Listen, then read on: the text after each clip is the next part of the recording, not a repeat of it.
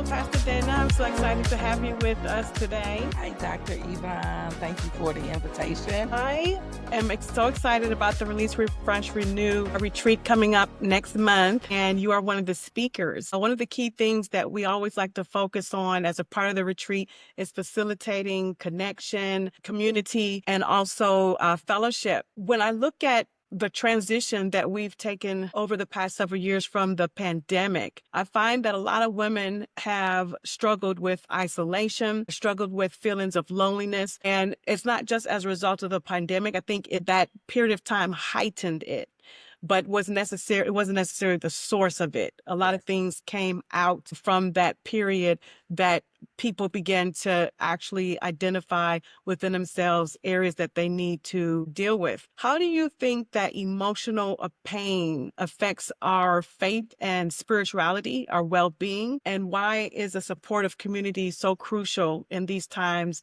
where people are feeling disconnected? I absolutely agree with you that the pandemic actually showed us. So there were things that were buried. There were things that we didn't necessarily deal with because we were moving and going and living life. So when the world literally came to a stop, to a halt, we had no choice but to literally deal with the things that we had buried or the things that we were not dealing with. So I agree with you with that for sure, that women, because we are the backbone of our families, whether we are aunties, whether we're grandparents, mothers, we keep things together. And so when a woman actually hones in on, oh, I'm really not okay. I really need to get some things together for me so that I can be better for the community of people that I actually or hold dear to my heart, my family, my grandchildren, children, husband. I think that it is so key, and the pandemic took us into a space of vulnerability that many of us were not comfortable with. And so coming out of that, we are still, I think some people are trying to navigate through that because they found some ugliness about themselves that again they had buried or put on the emotional shelf and chose not to deal with. When we talk about community is absolutely important and valuable to our well-being, to our health, to our mental stability. And so I think that it's so important that we find a community of people that actually help us navigate and deal with life for what it really is and help us navigate to a space of healing and wholeness. You know, I think sometimes, particularly as believers, that people tend to go to conferences, but the setting of the conference tends to be like one session after session after session. And the thing that I like about the Release, Refresh, Renew retreat is the fact that everything is self-contained related to, they're not just sessions. We have wellness breakouts. We eat together. We have different activities that help facilitate the process of nurturing community. I find when I attended your conference last year, the Birthing Room Conference, which is coming up again in June, the fact that everything was self-contained. You really didn't have to leave the place, but it was a great opportunity with not just sessions, but the meals as well. How do these type of events outside of just like your straight religious conference help to nurture community, sisterhood, fellowship? I think that you have to go into these conferences with an open mind. And many times people try to pull people with them, and that's okay. You know, I'm going to this conference. You should go. It looks like it's going to be amazing. But sometimes you need to just say, you know what? This looks like something I need. And I need to go into this space with an open mind, whether I know people or I don't know people, and create an atmosphere for myself and a level of expectation where I can go into this space and actually release, refresh, and renew. And I think that those words always stick out to me, especially it means I'm doing it again. It means I need to be fresh again. I need to be, I need to be giving myself the opportunity to release again. And I need to come into a space of renewal again. So that means I've had this happen before. I've been in this space before. I've been in a space of releasing before, refreshing before, and renewal before. But now, this time, I need to come into this space and allow God to do it for me again. And I think that that is so key. The whole ambiance, the whole vision of what you have put together for the women is so amazing. And if they just come with that open heart and that open mind to receive what you have prepared, what you have prayed over, what you have literally curated for us, it will be an experience that they will go away like the woman at the well and say, you gotta not go see, yes, go see a man named Jesus, but you need to connect to this vision. If she does this retreat again, this is where you need to. And then here we go, retreat, refresh, renew, release, all of these re's. And so, yeah, you come into the space of realizing, you know what, I do need to retreat. I do need to come away from the normalities of life and allow this retreat to do in me what I need. And sometimes you don't even know that you need it until you actually get there and start receiving. Yes, it's an investment in oneself related to stepping out. Sometimes we have the ability to bring a friend along. Sometimes we just need to go for it and attend on our own. When I look at sometimes like events that are focused particularly on there's always I shouldn't say always, there can be overshadow of, well, what's going to happen there is going to be cattiness or how people are going to be asking. There's going to be a lot of gossiping. What's the vibe or the environment going to be like? How can we as women overlook or get beyond the negative overtones that sometimes is associated with women gatherings so that we can actually get all that we need or what God wants us to obtain from that particular setting? You have to first make sure you're not the catty one.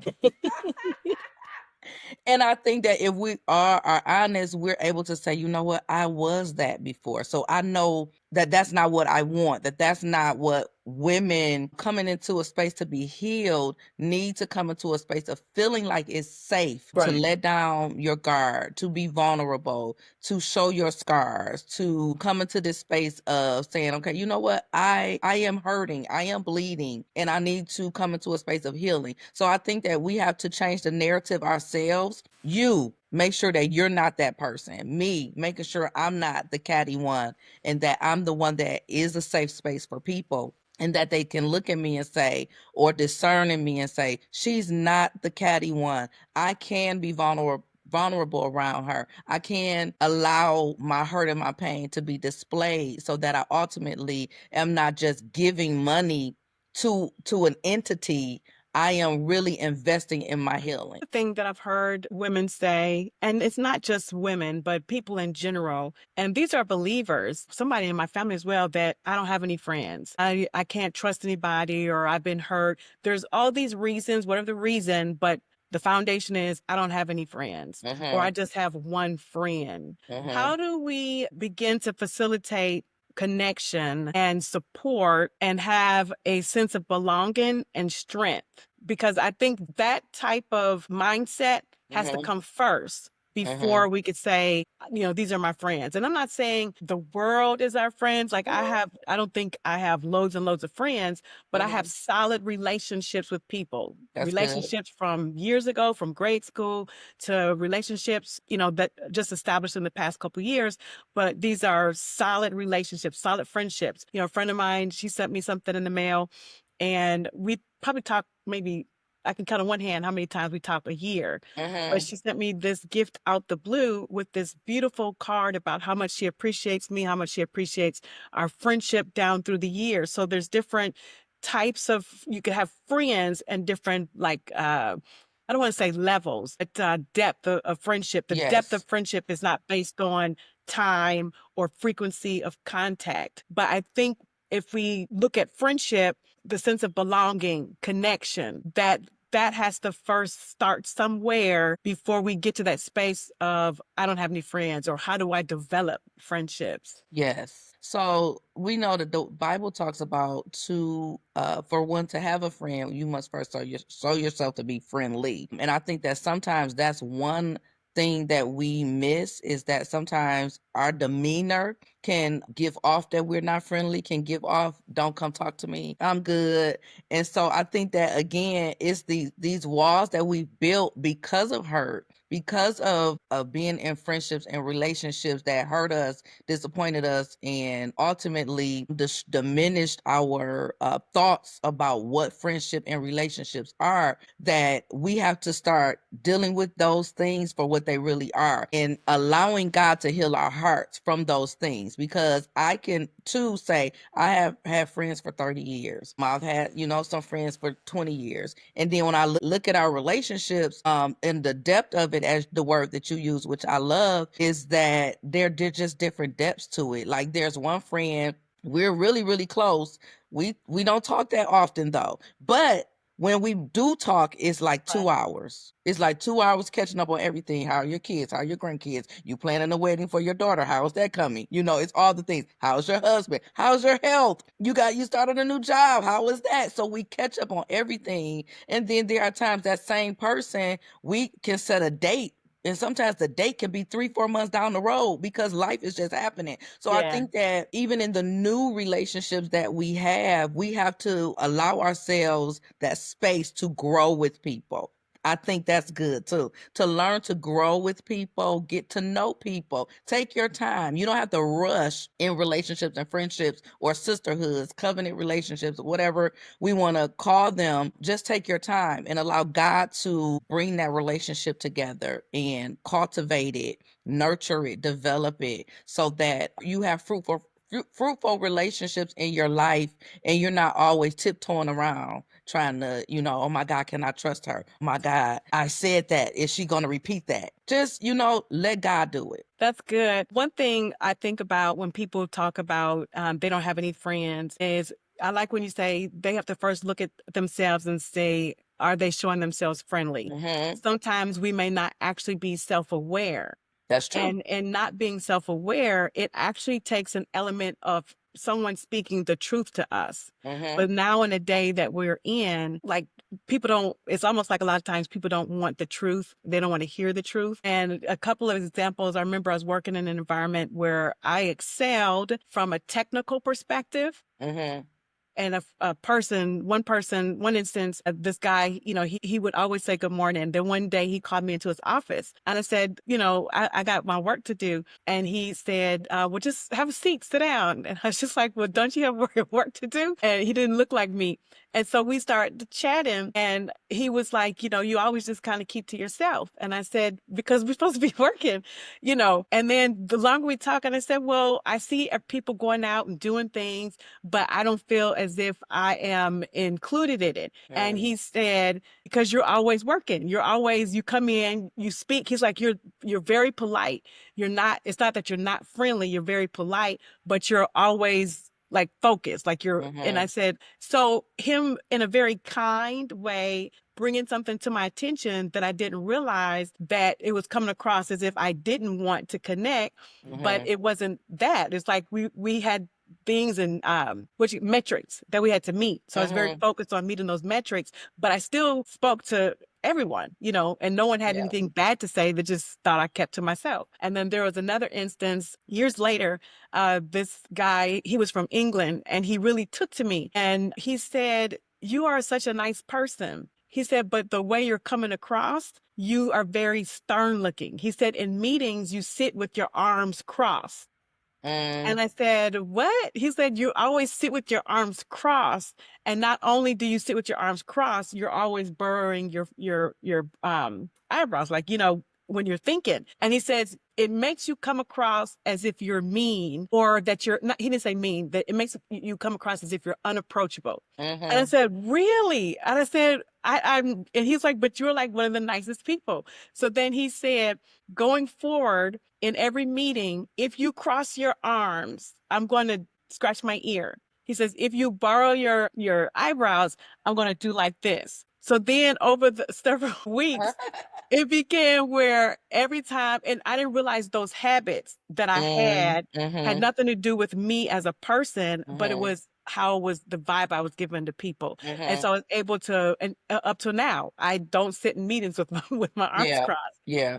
I still have to work on my eyebrows, but the going back to sometimes the lack of self-awareness is because others have not, loved ones, friends, people in the church or family haven't spoken the truth to us. And Yes. so we're not able to develop. So sometimes it may not necessarily all be from hurt or healing. True. Sometimes we could be giving off vibes that we're not even aware because no one has taken the time to share that with us. But the other side of that is when someone shares it, how do we receive it? Yes. So when I think about the sense of belonging, the sense of sisterhood and fellowship, Hmm. there's an element of righteous truth and Hmm. truth that comes that helps to nurture that sense of belonging, because Yes. sometimes people can stick out like sore thumbs. Potentially they got bad body odor, Yeah.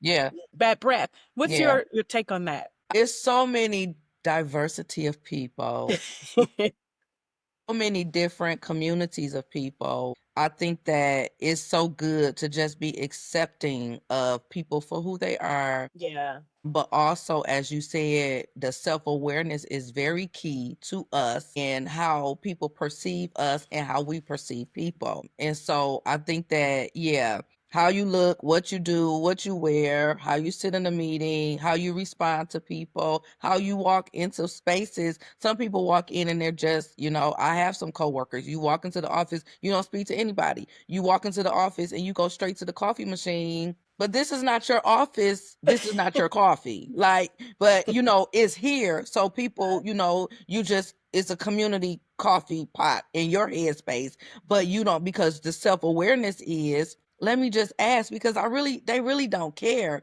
But Right. so it's just all of those things of I've tried to just to accept people for who they are. And even when I'm given space to speak to how I feel about something you're doing or the portrayal of it, and trying to speak that in love, because those moments make or break the cultivation of a relationship. So Yeah. speaking to how the gentleman spoke to you about how you sit in a meeting, if he had said it to you a certain way, you would not, possibly been as taken to it, or, being accepting to it. And so I think all of those things matter. How we talk to people, what we say, our mannerisms, and all of these things matter to how we build community. When we look at community, we have different circles of community, whether it's our family, our local church, our Hmm. job. Yes. Sometimes I've nurtured really strong relationships and friendships from people that I work with when I lived overseas. Each of these areas nurture a sense of belonging in different aspects. Hmm. But sometimes, even in with the relationships in all those circles, there still are opportunities for like accountability and also fellowship. Because Yes.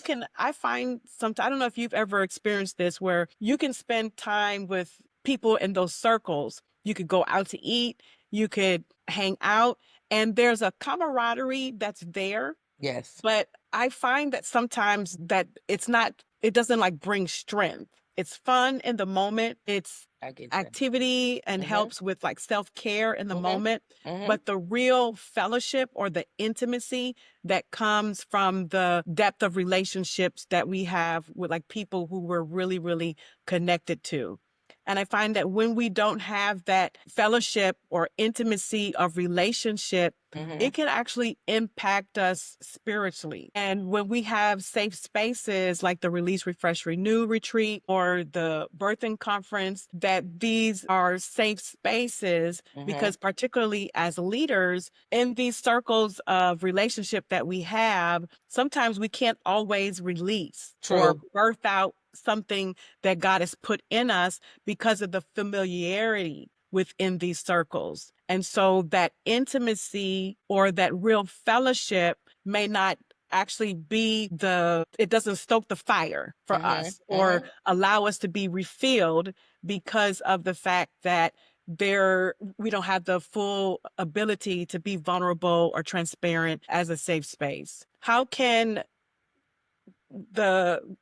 these type of events help to nurture, to refill us, regardless of the fact if we have strong circles of communities? Did I say that well? Think so. I think that again is walking into a space saying, I am here intentionally.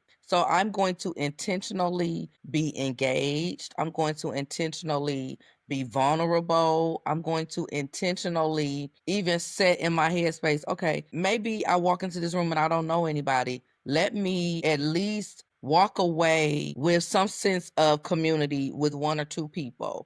Again, it may not be somebody you talk to, you get their number or exchange social media platforms or handles, and you just, you're mingling with them. I think that coming into spaces like this, you have to be intentional. And when you come in with the intent to get everything that God has for you to get in this space, I believe that getting everything that God wants you to get in these spaces also means you walk away with one or two people that you connect to. And whatever that means, if that means, again, social media handles and y'all start, interacting on social media, if that means that from here you going to the coffee shop once a month, whatever that means, go in with intentionality. I like the word intentionality. For those people who don't have the opportunity, maybe they don't have the finances to register for the retreat or register for the birthing room conference, how can people, or what are like some tips that you can share with women, practical steps to help cultivate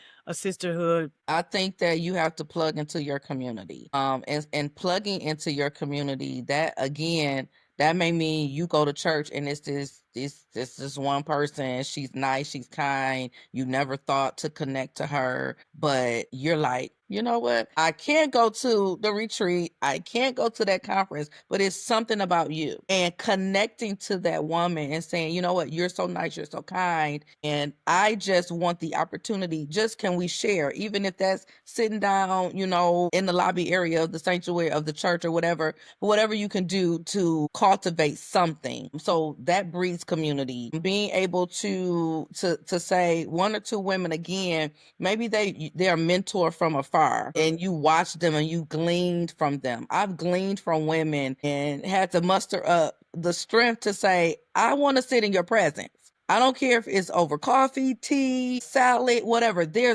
are things that you've dropped gems of knowledge and wisdom that you didn't know that you were dropping into my life. And I want to sit at your feet and glean more of that. I want the opportunity for you to pour more into me because of the journey that I'm on and where I'm headed in my life, and even where I may be in that season. I need more connectivity with you. So I think that it's important to pray for divine connections. Pray to foster those relationships, and don't be afraid to be vulnerable. And when I say vulnerable, sometimes people, they think that means I'm just sitting down spilling all the beans. I'm talking about my divorce, talking about, all my hurts and my pains from teenage years all the way up. No, it just means that you're sitting down with this wall down enough to allow that person to minister to you, to pour into you, and vice versa. And then you see where that goes. But praying for divine connections and divine relationships and sisterhoods is key. Yeah. And I also feel that sometimes when God brings us relationships, we can be picky. Like we was like, it didn't fit our picture True. of what we wanted or what we thought that person was going to look like. Yes. And sometimes some of the people that God has brought in my life who are the nicest, kindest people, we're very different, so Mm-hmm. very different backgrounds, very different upbringings, but Mm-hmm. beautiful, beautiful people. Mm-hmm. So when God begins to bring those connections, we can't be judgmental and pointing the Agreed. finger and then scornful of sometimes those relationships. Sometimes those relationships, I'm thankful for the relationships in my life that God has brought where they speak the truth. I mean, those Yeah. were two people that I had work relationships with, but there's also people from a local church ministry perspective Mm-hmm. that God brought into my life, things that I didn't want to hear, Mm-hmm. things that were very like painful, and not Yes. painful where they were intentionally trying to hurt or cut me, but Mm-hmm. painful in terms of stoking the fires of me being a better person, being a Yes. better Christian, having better behavior, better conduct, and how I interacted with people that was based on biblical principles. And I Yes. find a lot of times now people, well, I mean, the divorce rate is at an all-time high. The fact that people, it's like, I'm doing me. Like, people will cut relationships, cut people out of their life. You know, I True. remember some time ago, there's like a disagreement between me and someone. I don't even remember what it was. It wasn't even anything major. And the person just cut me off, you know? And it's like Yeah. there was no room for being able to understand where the misunderstanding came in. They didn't want to talk about it. And then I found out through a mutual friend that that was how they interacted with everybody. If somebody Mm, said something they didn't like or something they didn't agree, they just cut that person off, mm-hmm. which in my perspective is a little bit unhealthy. Yes. So even in this time with people, what's the saying? I'm doing me, Mm-hmm. and other things that people say, that there's still the biblical principle of how Yes. to address conflict, disagreements, that helps with that whole sense of connection. Just because you have a disagreement or someone speaks truth to you, that doesn't break connection. It That's shouldn't true. have to break a relationship. And it doesn't mean that that person is not a real sister or not Yes. a real. Agreed, for sure. I've had those relationships where honestly where there's been times where I was the one that said, "Oh, girl, bye. I'm out of here. I'm not doing this." But through growth, through maturity, through spending time with God and him allowing, to say, "No, that's not how you handle that. You know that's not Bible. You know that's not mature. Let's not, people of the world don't necessarily know the Bible way. So we don't even if you don't even talk about just the Bible, it's just communication skills. Yeah. It's just being able to say, you hurt me. I didn't like it. I didn't like how that felt. Or, you know what? You told me that I should have done something a different way, a better way, or whatever, and I did not like it. Maybe I didn't like how you said it. I didn't like your tone, or maybe I just didn't want to hear it that day. And being able to say, you know what? You cannot go through your life cutting everybody out of your life that potentially adds value to your Right. life. So I had to learn, some people don't intentionally do things to hurt you. Like you have to try the spirit by the spirit, or look at the fruit of the person. And like you said, if that's how that person was with everybody, you just have a serious character flaw Mm. that you need to work on. And so those are some areas that I have had to work on, quite honestly, and it's been for the better. And so now, the relationships that I have, like the 30-year relationship that I have with one of my sisters, there's nothing, she can't say anything that hurt me to the point of me saying, "Sha, I'm blocking you, I'm done with you." Because again, I know that if she says to me, "Now sis, that was real wrong, you shouldn't have Right. did that like that," or whatever the case may be, I know that she means it for my good. And so I think that we have to learn how to handle conflict well. And we don't sometimes know how to do that in church or out of church. Agreed, agreed. As we wind down, one of the things when I look at the retreat, it's the focus on release, refresh, renew. It's not just about like the wellness aspect, Mm-hmm. but the ability to nurture community, the Mm-hmm. ability to nurture connection and fellowship. And it may not be that we leave the retreat with being best friends Yeah. or feeling everyone that attended are sisters, but Yes. that sense of where we're letting the walls go down and we're releasing our presuppositions about relationships, and even like the strength to be able to attend these type of things where you can come by yourself and not Yes. feel disconnected or feel lonely or isolated, that it's a safe space where Yes. you can still be able to fellowship with anyone that's there, regardless of what table or seat that you take. And there's no side eyes or people like, well, who she thinks she is or what she got on, and all this gossip and cattiness. Like, and I'm thankful that in all the years that I've been doing this, that as far as I know, Mm-hmm. that has never been the case. Mm-hmm. And people have always felt that sense of community and fellowship. Do you have any final words that you wanted to share? I just think that community is very vital to your personal well being, to your overall person that you become, and how you grow and nurture and develop as a person. And so, even in this space of the retreat, I think that, again, it's important to navigate into these spaces. So, if you are able to come into this space and be a part of the release, be a part of the refresh and the renew retreat, that you do that, because it will benefit you overall, the overall well-being of who you become. I think that sometimes we don't know that I think I said this earlier, we don't know that we need something until we actually get there and whoa, I needed this. And so I think that if you can sacrifice, for some people it's a sacrifice. For some other people it's like, I have it and I'm coming. So do what you need to do to be in the space, if you can be in the space, because it's very important. Sisterhood, community, covenant relationships, and all the things are very important. Yeah, so Release, Refresh, Renew is May 16th and 17th. Registration is at the link in the description. Thank you so much, Pastor Dana. I'm really excited about your time of teaching and sharing on that Saturday, and Thank looking you. forward to what God has in store with us through you. Thank you. I can't wait to be there.